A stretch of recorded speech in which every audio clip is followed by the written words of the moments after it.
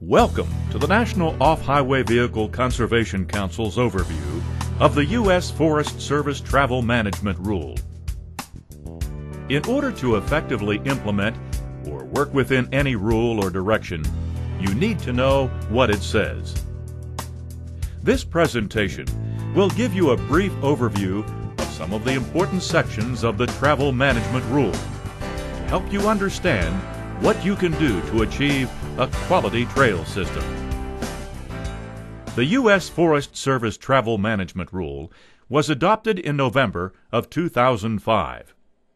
It can be found in Title 36 Code of Federal Regulations, Part 212, Travel Management, Subpart B, Designation. It is important to remember that it's a motor vehicle travel management rule, and as such, it covers everything from a motorcycle to a motorhome.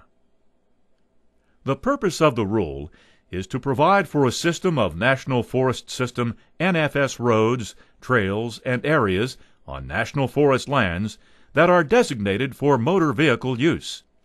After these roads, trails, and areas are designated, motor vehicle use not in accordance with these designations is prohibited.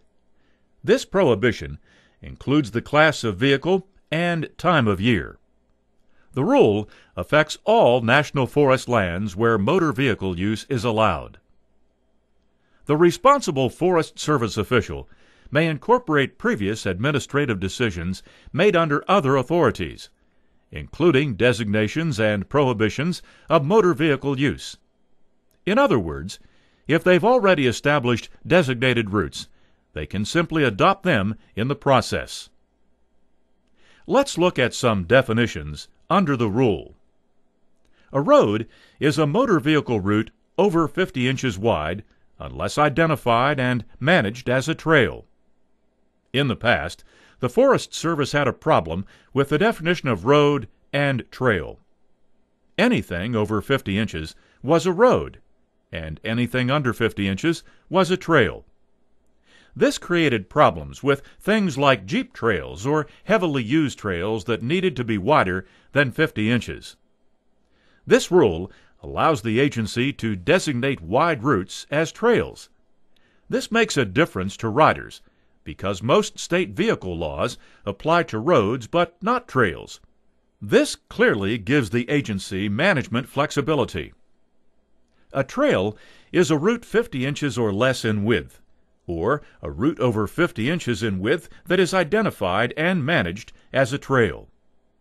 This confirms that wide routes can be managed as trails. An area is a discrete, specifically delineated space that is smaller, and in most cases much smaller than a ranger district. The important parts of this definition are that an area is discrete and specifically delineated. It has a marked boundary and is identified on the map. Except in some specific cases, such as sand dune areas, they will be relatively small. A forest road is a road or trail wholly or partly within or adjacent to and serving the National Forest System that the Forest Service determines is necessary for the protection, administration, and utilization of the National Forest System, and the use and development of its resources. This means that any road the Forest Service determines serves the National Forest is a forest road, even state highways or county roads. It does not mean that the Forest Service has authority over all forest roads. A National Forest System road is a forest road other than a road which has been authorized by a legally documented right-of-way held by a state, county, or other local public road authority. Any road the Forest Service designates must be part of the Forest Service system. The designation analysis can include the work necessary to add it to the system. It is not a separate process. A system trail is a forest trail other than a trail which has been authorized by a legally documented right-of-way held by a state, county, or other local public authority. Any designated trail must be added to the Forest Service trail system as part of the designation process. A designated road is a National Forest System road or a National Forest System trail that is designated for motor vehicle use, pursuant to 212.51 on a motor vehicle use map. A motor vehicle is any vehicle which is self-propelled other than a vehicle operated on rails and any wheelchair or mobility device, including one that is battery-powered, that is designed solely for use by a mobility-impaired person for locomotion, and that is suitable for use in an indoor pedestrian area. Even if you're willing to take your ATV through the local mall, that doesn't make it a mobility device. Trust us on this. A motor vehicle use map is a map reflecting designated roads, trails, and areas on an administrative unit or a ranger district of the National Forest System. The original criteria for the MVUM did not result in a map that would be user-friendly or a good navigation tool.